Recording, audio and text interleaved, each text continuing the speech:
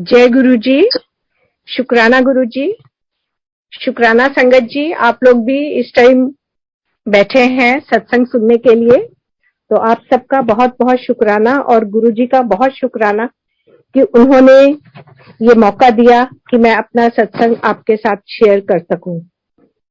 जब अंकल ने मुझे कहा तो उस टाइम मैं घर पे नहीं थी, मेरठ के रास्ते में थी और मैंने कहा कि बस मैं टाइम से पहुंच गई तो अंकल मैं जरूर शेयर करूंगी, पर पहुंच ही जाएंगे। और मैं पहुंच गई, गुरुजी ने टाइम से पहुंचा दिया और अब मैं आप सबके बीच में हूं और सत्संग शेयरिंग के लिए बिल्कुल रेडी हूं। तो आज जो दो शब्द सुने सो सतगुरु प्यारा मेरे नाल है। गुरुजी हमेशा हमारे साथ होते हैं, हर पल हमारे साथ होते हैं, तभी तो बड़े टाइम से उन्होंने यहाँ पहुंचा भी दिया और अब मैं सत्संग शेयर भी कर रही हूँ। और उनके बिना तो कुछ भी संभव नहीं है। गुरु बिन घोर अंधार, गुरु बिन समझ न आवे। ये बिल्कुल ठीक बात है कि गुरु जी के बिना हम कुछ भी नहीं कर सकते। हमारे आसपास अंधकार के अलावा कुछ नहीं है। जो प्रकाश है वो प्रकाश भी गुरु जी हैं और हमारे जीवन में भी गुरु जी ही प्रकाश लाते हैं। तो संगत जी, मेरी जर्नी जो स्टार्ट हुई वो जून 2004 में, जो हमें पता है कि गुरुजी के दर्शनों का सौभाग्य हमें 2004 में मिला। वैसे तो हम में से कोई भी नहीं ये बता सकता कि हमारी जर्नी गुरुजी के साथ कब से है। ये तो जन्मों जन्मों की जर्नी होती है और कब से हम उनके साथ हैं ये तो उनके अलावा कोई नहीं जानता। तो ये हमारा सौभाग्य है और शुक्राना है गुरु जी का कि उन्होंने इस लायक समझा और हमें अपनी चरण शरण में लिया। और पहली बार ही जब गुरु जी के पास गए हम, मेरी फ्रेंड मुझे लेके गई थी और मुझे वहां जाके इतना अच्छा लगा, इतना अच्छा लगा। वहां का ऑरा, वहां का डिसिप्लिन और गुरु जी को देख के लगा कि यहाँ तो ये स्थान ऐसा स्थान है जहां मैं रोज आ सकती हूँ। कहाँ तो कभी भी किसी गुरु के पास नहीं गई थी उससे पहले, और ना ही हम कभी मंदिर जाते थे। ये गुरु जी का बुलावा ही था कि उन्होंने सीधा अपने पास बुलाया, क्योंकि बचपन से हमने अपने फादर को देखा था कि सबकी हेल्प करो, सबको प्यार करो। मतलब उनको हमें हमेशा देखा कि वो कोई भी आ जाए घर में या वो कहीं भी जाए, वो सबको समान रूप से प्यार करते थे और किसी को भी हेल्प की जरूरत हो सबसे आगे बढ़ के वो उसकी हेल्प करते थे, हर एक के लिए खड़े रहते थे और हमेशा ईमानदारी और सच्चाई के रास्ते पे चलते थे। तो हम बच्चों ने उनको देखा इसी रूप में और हमें लगा कि यही धर्म है हमारा और हमें इसी धर्म पे चलना है। सो मंदिर जाने का और जोत जगाने का या किसी गुरु के पास जाने का, ना हमने अपने फादर को कभी देखा जाते हुए, ना हम भी उस रास्ते पे चले। पर जब मेरी फ्रेंड ने मुझे कहा कि ऐसे मेरे गुरुजी हैं और तू वहां चल, तुझे बहुत अच्छा लगेगा। और संगत जी, ऐसे मुझे लगा कि मतलब मन में एक बार भी ये थॉट नहीं आई कि नहीं मुझे नहीं जाना है, क्योंकि गुरुजी का बुलावा था और कृपा उनकी बरसनी थी हम सबके ऊपर। सो शुक्राना गुरुजी का, जितना हम करें उतना कम है। और पहली बार ही गए जब वहां जाके मैं बैठी, दर्शनों का सौभाग्य मिला और वहां शब्द बानी चल रही थी। शब्द बानी में ही इतना अमृत था और उसके बाद नहीं समझ में आया कि क्यों, पर आंखों से बहुत आंसू बहे, बहुत बहुत बहुत आंसू बहे आंखों से। और यही सोच रही थी कि आसपास संगत देख रही होगी तो वो क्या सोचती होगी कि ये आंटी इतना क्यों रो रही है। लेकिन अब पता लगा है कि काफी संगत के साथ ऐसा ही होता रहा है और वो भी हमें नहीं पता, लेकिन जो ऐसा लगता है कि वो भी हमारे मन की मैल धुल रही थी उन आंसुओं से। या ये भी मन में थॉट आता है कि हमारी आत्मा को जब परमात्मा मिल गए, परमात्मा के दर्शन हुए, तो भी आंखों से आंसू आए। तो जो भी है, गुरुजी से मिलके बहुत बहुत बहुत अच्छा लगा। और उसी दिन रात को सपने में गुरुजी ने दर्शन दिए और कहा, हुन फिक्र ना कर, गुंजन दा भी हो जाएगा ते बाकी सब भी ठीक हो जाएगा। और संगत जी, गुरुजी की कही हुई हर बात, हर वाक्य ब्रह्म वाक्य है। जो उन्होंने कहा बिल्कुल वैसे ही हुआ। गुंजन मेरे बेटे का नाम है। तो वो उन दिनों, ही इज एयरक्राफ्ट इंजीनियर, तो उन दिनों वो विदाउट पे किसी एयर कंपनी में काम कर रहा था। उसने, जब उस कंपनी ने कहा कि हम जॉब तो देंगे बट वी विल नॉट पे, ये तुम्हारी मर्जी है कि तुम ज्वाइन करो या ना करो। तो उसने मुझसे पूछा, मम्मी क्या करूं? तो मैंने कहा नहीं, तुम ज्वाइन कर लो, क्योंकि तुम्हारा फील्ड यही है और तुम्हारे फील्ड का तुम्हें एक्सपीरियंस मिलेगा, तो तुम्हें ज्वाइन कर लेना चाहिए। और उसने ज्वाइन कर लिया। तो वो 1 साल से वही काम कर रहा था विदाउट पे। और जब हम गुरुजी के पास पहुंचे, और गुरुजी के पास पहुंचते ही विद इन डेज उसकी जॉब दूसरी एयरलाइंस में लग गई, और विद इन 2 मंथ्स एक और एयरलाइंस में लग गई, और इस तरह से उसका अप का दौर शुरू हो गया। तो गुरुजी की पूरी कृपा रही उसके ऊपर।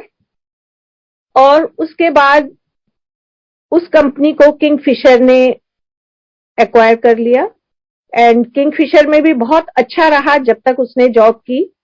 लेकिन फिर अचानक से जब किंगफिशर शट डाउन हो गई, तो 2 साल तक ये विदाउट जॉब रहा। और वो उस पीरियड को भी हम गोल्डन पीरियड मानते हैं। क्यों? क्योंकि उस पीरियड में इसका गुरुजी के साथ जुड़ना जो था वो हुआ। और पहले भी जाता था गुरुजी के पास, लेकिन उन दिनों, उन 2 साल में उससे गुरुजी के साथ बहुत जुड़ाव हुआ। और उसने ये भी चाहा कि मैं गुरुजी के मंदिर में, बड़े मंदिर में सेवा करूं। और इसी संदर्भ में मैं और वो गए थे मंदिर, और उसने गेट पे जो सेवादार थे उनसे पूछा कि मुझे सेवा कैसे मिल सकती है। उन दिनों एक्चुअली डुगरी जाने वाले नाम लिखे जा रहे थे गेट पे। तो वो कहने लगे, हम लोग तो यहाँ नाम लिख रहे हैं, आप ना पीछे जाओ। और किसी और सेवादार अंकल का नाम उन्होंने बताया कि आप उनसे पूछो।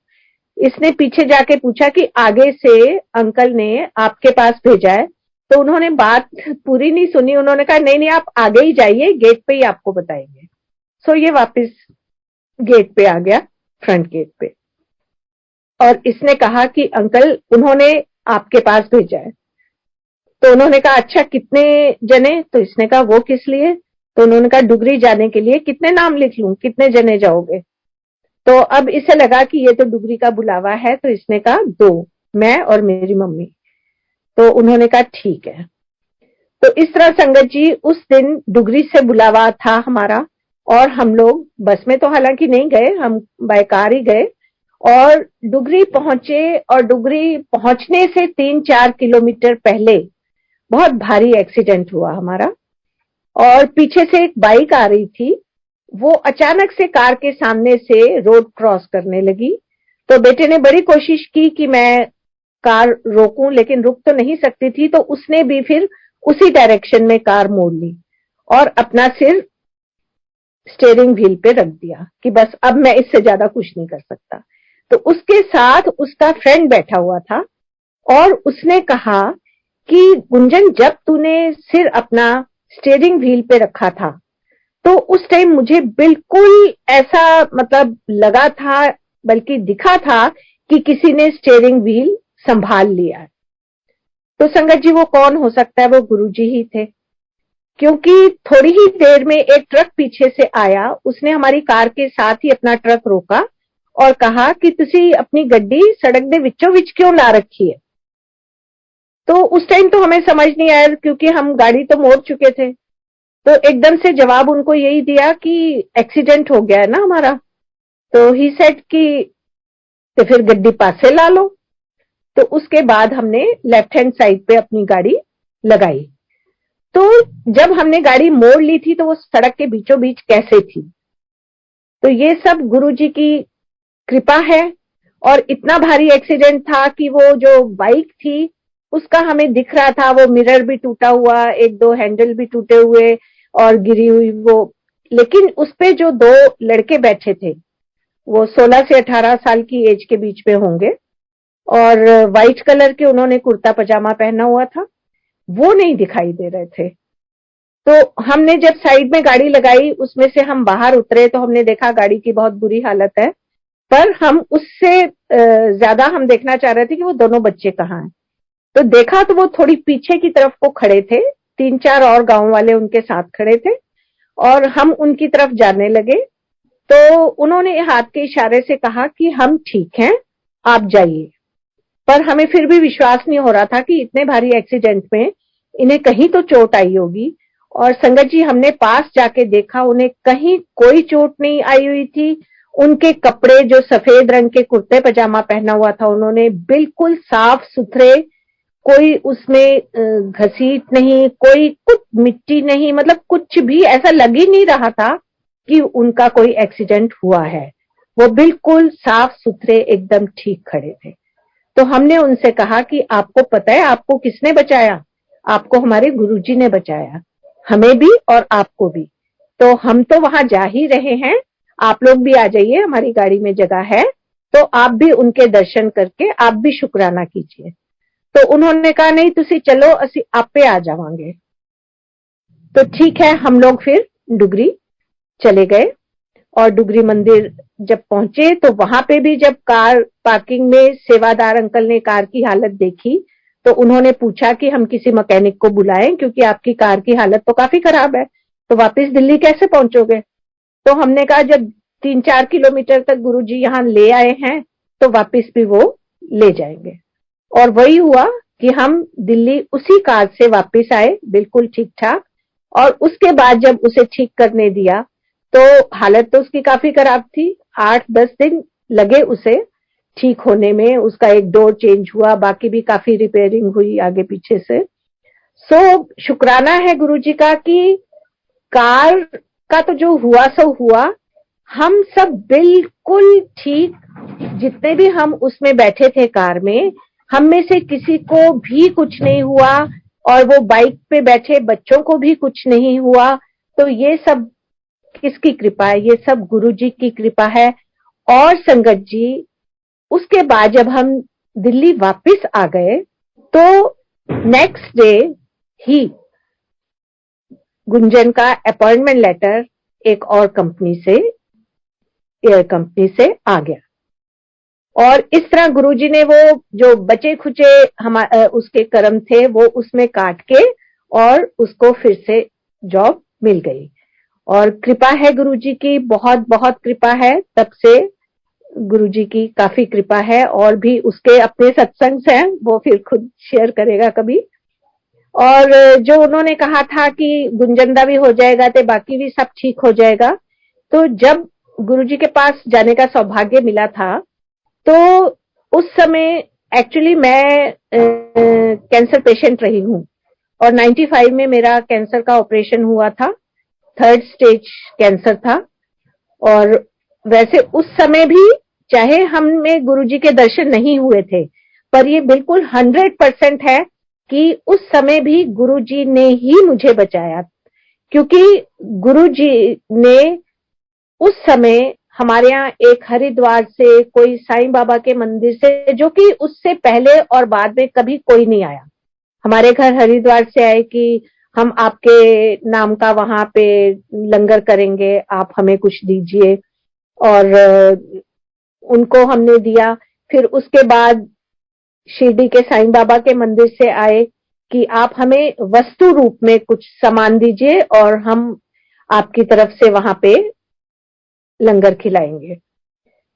और इसी तरह से एक प्रीस्ट आए, जो चर्च के प्रीस्ट हैं, वाइट उन्होंने कपड़े पहने हुए थे, लंबी सी माला थी गले में क्रॉस वाली।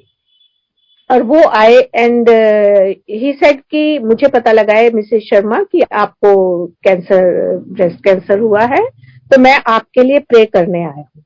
और उन्होंने खड़े होके मेरे लिए प्रे किया और उसके बाद वो हमने बहुत कहा कि आप चाय पी के जाइए, आप जो भी कहेंगे, कॉफी कुछ खा के जाइए, बट ही सेड नहीं, मैं आपके लिए प्रे करने आया था, मैं अब जाऊंगा, और वो चले गए। तो ये मतलब सोचने की बात है कि उससे पहले कभी इस तरह से कोई नहीं आया, उसके बाद अभी तक कोई नहीं आया, और वो सब मैं जानती हूँ गुरुजी की ही कृपा थी। सो उसका भी शुक्राना है गुरुजी का बहुत बहुत, क्योंकि जो 3 महीने का टाइम दिया था डॉक्टर्स ने कि बस इनके पास 3 महीने हैं, वो देखिए 3 महीने बिल्कुल मैं ठीक हो गई। और उसके बाद 2004 में डॉक्टर्स को फिर से शक हुआ, मेरा एम्स से इलाज चला है और वहां फिर पीरियोडिक चेकअप भी होता था। तो 2004 में डॉक्टर्स को लगा कि राइट साइड में भी शुरू हो रहा है, तो उन्होंने कहा कि हमें ऐसा लग रहा है, तो आफ्टर 6 मंथ्स हम फिर से टेस्ट करेंगे और आपको बताएंगे कि आगे कैसे करना है। तो जब आफ्टर, तब तक मैं गुरुजी के पास पहुंच चुकी थी 2004 में, और उसके बाद जब मेरा ये बोन स्कैन का टेस्ट हुआ, तो उस दिन डॉक्टर्स ने जितने टेस्ट हुए थे बाकी सबको भेज दिया और 3 नाम लेके कहा कि आप तीनों रुक जाइए, फिर आपसे हमने बात करनी है और आपको हम बताएंगे कि कैसे क्या करना है। तो उन 3 में मेरा नाम भी था और हम लोग बैठ गए। तो आफ्टर 10 मिनट्स डॉक्टर ने रूम से बाहर आके कहा, क्योंकि जब वो बोन स्कैन करते हैं तब वो उस टाइम तो कंप्यूटर में देखते ही हैं, उसके बाद वो अपने रूम में जाके फिर से सारा देखते हैं और उसके बाद फिर वो अकॉर्डिंगली बात करते हैं। तो उन्होंने सबसे पहले मेरा नाम लिया और कहा किरण शर्मा आप आइए। तो मैं जब गई तो उन्होंने कहा कि जब हम आपका बोन स्कैन कर रहे थे उस टाइम तो हमें क्लियर राइट साइड में दिखाई दे रहा था, लेकिन अब हम रूम में आने के बाद जब देख रहे हैं तो हमने कई बार देख लिया लेकिन हमें कहीं भी कुछ भी नहीं दिखाई दे रहा। तो जब कुछ दिखाई नहीं दे रहा तो जाइए आप ऐश कीजिए। तो देखिए संगत जी, गुरु जी के वर्ड्स होते हैं जा ऐश कर, जो उन्होंने डॉक्टर के मुंह से कहलवाए। तो शुक्राना है गुरु जी का बहुत बहुत, वो दिन है और आज का दिन है, गुरु जी की कृपा है। और इसी तरह से मुझे स्लिप डिस्क की भी प्रॉब्लम थी और काफी सालों तक रही है, काफी डॉक्टर्स को दिखाया, बहुत तकलीफ में मैं रहती थी, उठना बैठना चलना फिरना बहुत तकलीफ में रहती थी। और फिर कुछ सालों से ऐसा हुआ कि कमर झुक जाती थी मेरी कुछ दिन के लिए विंटर सीजन में। तो 2004 में भी जब विंटर सीजन आया, क्योंकि हम जून में गुरुजी के पास फर्स्ट टाइम गए थे, और उसके बाद जब विंटर सीजन आया तो मेरी कमर की फिर वही पोजीशन हो गई, कमर झुक गई और मैं झुक झुक के चलती थी। तो उसी तरह से, क्योंकि अब हर साल अगर ये कंडीशन होगी तो मैं स्कूल से कितनी छुट्टियां लूंगी, तो मैं स्कूल जाती रहती थी, हस्बैंड छोड़ आते थे और हस्बैंड ले आते थे। तो उसके बाद जब इस कंडीशन में थर्सडे आया, गुरुजी के पास जाने का दिन आया एम्पायर एस्टेट, तो मेरे बेटे ने कहा कि मम्मी आज तो आप नहीं जा पाओगी, क्योंकि आज तो आप काफी तकलीफ में हो, आपसे चला भी ठीक से नहीं जा रहा, तो वहां कैसे जाओगी। तो एकदम मुंह से निकला कि क्यों, अगर मैं स्कूल जा सकती हूँ तो मैं गुरुजी के पास क्यों नहीं जा सकती। तो उसने कहा ठीक है तो चलिए, और हम लोग गुरुजी के पास गए। तो उस दिन जब हम गुरुजी के पास गए तो जैसे ही एम्पायर एस्टेट के मेन गेट से अंदर एंटर किए, तो एकदम अंदर एंटर करते ही गुरुजी की बहुत खुशबू आने लगी, और रोज चंदन मिक्स खुशबू मुझे आती थी। वो जब गुरुजी अपने रूम से भी निकल के और अपने आसन पे बैठते थे, उस टाइम भी पूरा हॉल उस खुशबू से भर जाता था। संगत जी, वैसे मुझे अभी भी आ रही है वो खुशबू। शुक्राना गुरुजी, शुक्राना शुक्राना। थैंक यू गुरुजी। तो वो खुशबू मुझे आनी शुरू हुई, और वो इतनी खुशबू थी, इतनी खुशबू थी कि ऐसा लग रहा था कि बिल्कुल मेरे चारों तरफ वो खुशबू है, बल्कि जैसे मैं एक खुशबू के टब में नहा रही हूँ और वो नाक में जैसे जाती जा रही है, जाती जा रही है, और इतनी चली गई है कि और नहीं ली जा रही। तो एकदम से थॉट आया मन में कि गुरुजी आप यहाँ तक लेने आए हैं हमें। और उसके बाद हम तब तक एम्पायर स्टेट के अंदर गेट के अंदर पहुंच गए थे। और जैसे ही हमने अंदर कदम रखा तो वो स्थान जहां से 2-3 सीढ़ियां नीचे उतर के वो हॉल आता है जहां गुरुजी बैठते हैं, दर्शन देते हैं और सारी संगत उनके सामने बैठती है। तो उससे पहले वो बहुत थोड़ी सी जगह है जहां से ऊपर की तरफ भी सीढ़ियां जाती हैं और वो जो 2-3 सीढ़ियां हैं वो नीचे उतरती हैं। तो वो थोड़ी सी जगह है, वहीं गुरुजी बैठे हुए थे और उनके चरणों के आसपास रोज पेटल्स थे। तो जैसे ही मैंने उन्हें देखा एंटर करते ही, तो मैंने एकदम उनके चरण छुए और जैसे ही चरण छुए वो एकदम उठ के खड़े हुए और उसके बाद वो अपने रूम में चले गए। तो एकदम से लगा कि शायद मेरे से कोई गलती हो गई है कि गुरुजी एकदम उठ के चले गए हैं और बेटा भी नहीं चरण छू पाया उनके। तो खैर हम भी फिर वही 2-3 सीढ़ियां उतर के और जहां हमें सेवादार अंकल ने बिठाया हम वहां पर बैठ गए और चाय प्रसाद पिया। उसके बाद वैसे ही गुरुजी आके अपने आसन पे बैठे। फिर उसके बाद लंगर प्रसाद किया और रोज की तरह फिर हमने बाहर जाके हाथ धोए, जल प्रसाद ग्रहण किया और अंदर आके गुरुजी से आज्ञा ली और हम अपने घर वापस आ गए। और जब हम अपने घर पहुंचे और बेटी ने दरवाजा खोला तो उसने कहा, मम्मी गई तो आप झुकी हुई थी, आई तो सीधी हो। तो तब एहसास हुआ कि मेरी कमर सीधी हो गई है, जबकि गुरुजी ने तो उसी पल जब वो उठ के अपने रूम में गए थे उसी पल मुझे ठीक कर दिया था। और इतना शुक्राना है उनका कि मतलब तब से अब तक दोबारा मेरी कमर नहीं झुकी। तो गुरुजी बिना कहे, क्योंकि मैंने कभी उनसे नहीं कहा कि मुझे ये तकलीफ है या वो तकलीफ है, और उनको तो सब पता है। उनके आगे तो उन्होंने जब हमें एक बार देख लिया हमारी फाइल उनके आगे खुल गई और उन्हें पता है कि हम पास्ट में क्या करके आए हैं, अब क्या कर रहे हैं और आगे फ्यूचर में हम क्या करने वाले हैं। तो हमारी फाइल उनके सामने बिल्कुल क्लियर, हमारा कच्चा चिट्ठा उनके सामने होता है सब हमारे ही कर्म जो हम भुगत रहे होते हैं। पर हमें इतने अच्छे गुरुजी जो रब गुरु रूप में आए हैं वो हमें मिले हैं, ये हम सबका बहुत सौभाग्य है। और वो हमारे कर्म इतने प्यार से कटवा देते हैं कि हमें पता भी नहीं लगता।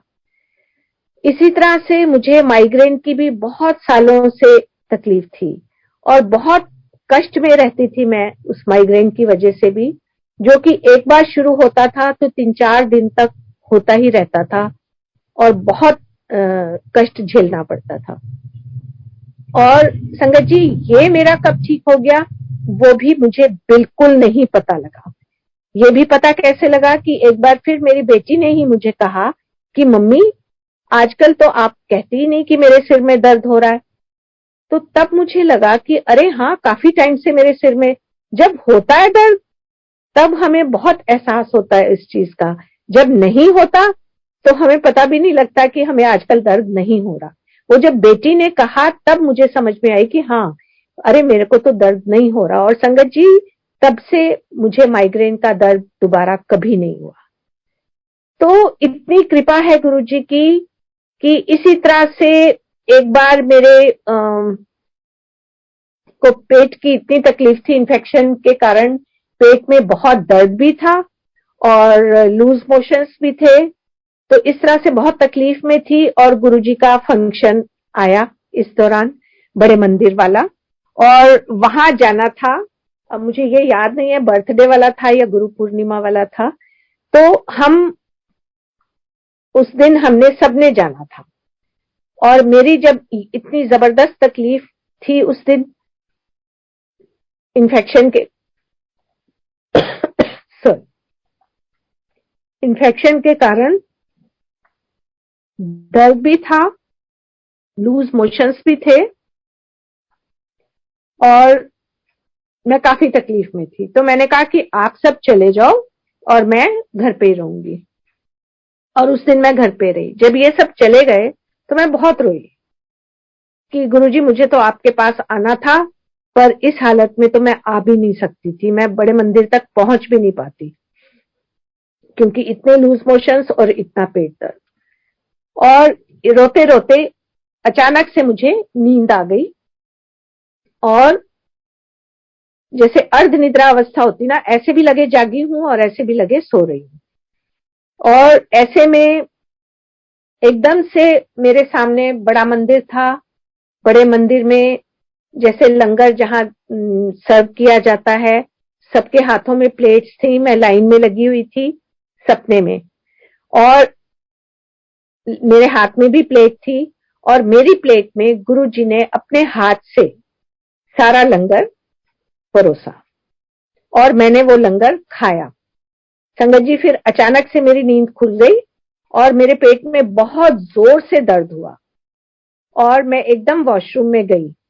वॉशरूम से जब मैं वापस आई तो मेरा पेट दर्द भी ठीक था, और मैं अदरवाइज भी बिल्कुल ठीक महसूस कर रही थी।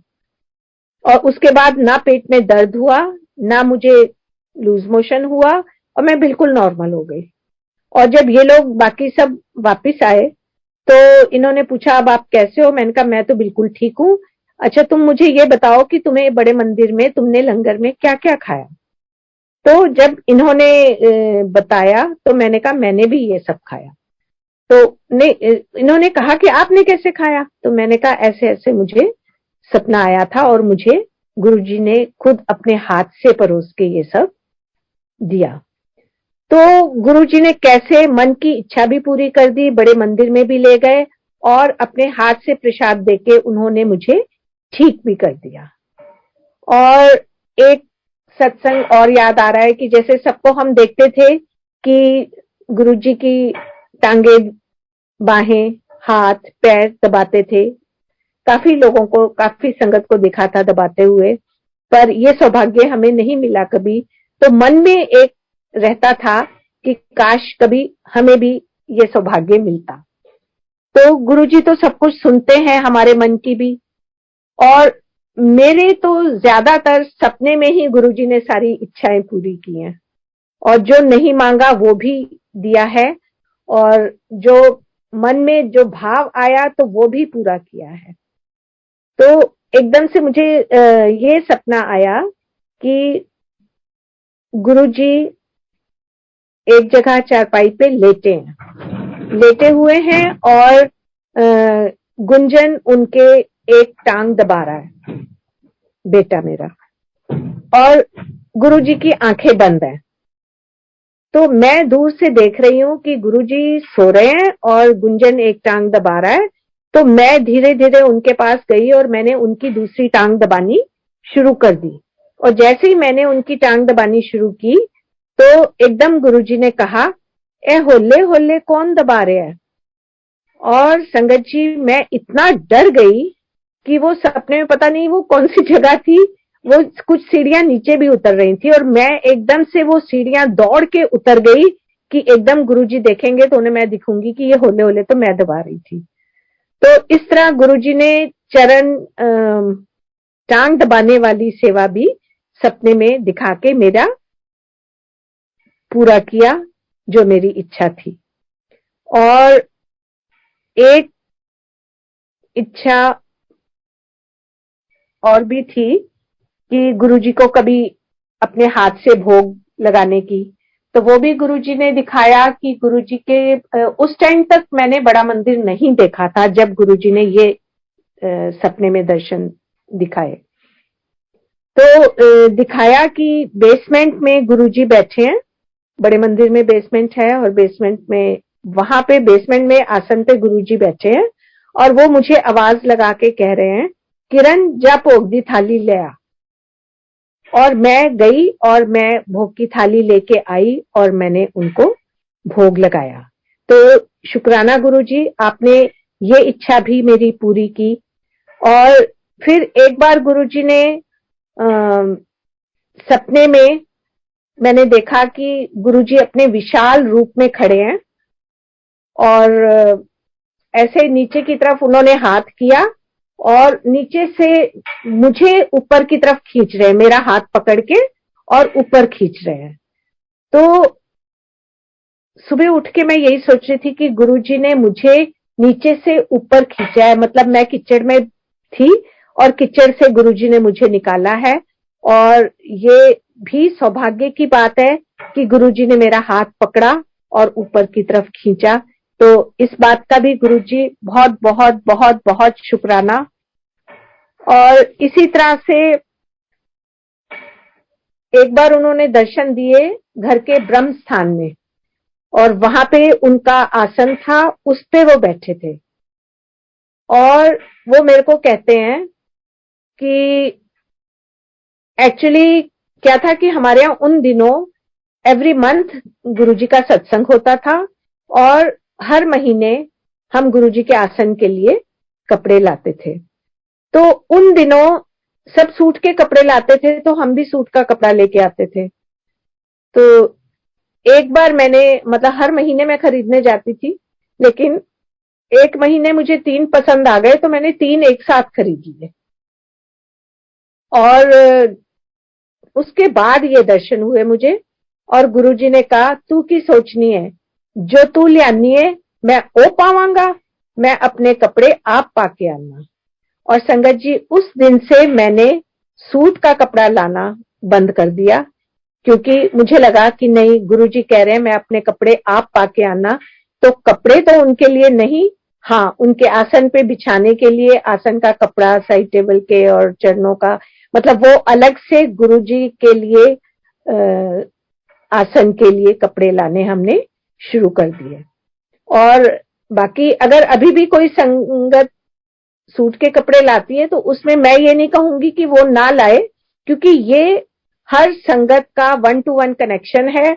और ये गुरुजी की मेरे साथ उन्होंने मुझे कहा था, तो ये मेरे ऊपर ही अप्लाई करता है, सारी संगत पे नहीं।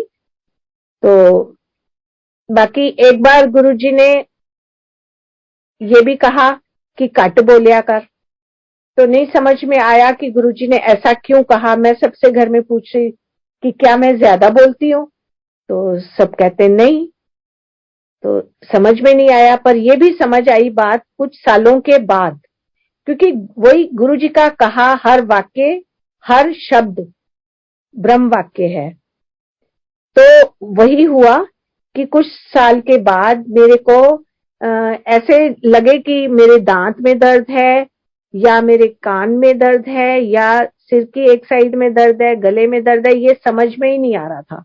तो मैंने सबको दिखा लिया, दांत भी ठीक थे, कान भी ठीक था, गला भी ठीक था, और सिर में भी उस साइड में ऐसी कोई प्रॉब्लम नहीं थी, क्योंकि माइग्रेन भी मेरा ठीक हो चुका था। तो कुछ समझ नहीं आ रहा था कि ये क्या हो क्या रहा है।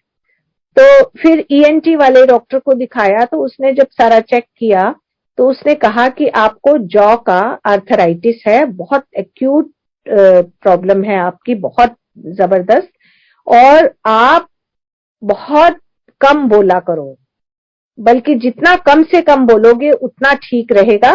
क्योंकि मैंने कहा पर मेरा तो प्रोफेशन ऐसा है बोलने वाला।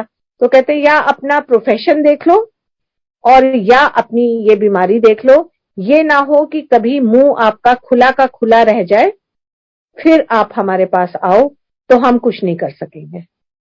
तो संगत जी, ये बोल के कि कट बोलिया कर, बल्कि गुरुजी ने मुझे ब्लेस कर दिया। और देखिए अब 1-1 घंटा, 1.5-1.5 घंटा जो गुरुजी का हम सत्संग करते हैं, गुणगान करते हैं, कुछ तकलीफ नहीं होती। तो शुक्राना है गुरुजी का, बहुत बहुत शुक्राना है। गुण गावत तेरी उतरस मैल, ये आजकल वो सुखमनी साहब का पाठ होता है ना, तो उसमें क्लिक कर रही थी ये लाइन आजकल। रोज सुबह भी होता है सत्संग, तो उसमें ये रोज क्लिक कर रही थी मुझे लाइन। और वही है कि जितना हम गुरु जी का गुणगान करेंगे, ये हमारे सत्संग थोड़ी है, ये तो उन्हीं के सत्संग है, ये उन्हीं की कृपा है जो उन्होंने हमारे ऊपर बरसाई है। तो जितना हम उनका गुणगान करें उतना कम है, हम कर भी नहीं सकते, हमारी इतनी क्षमता ही नहीं है कि हम उनका गुणगान कर सके।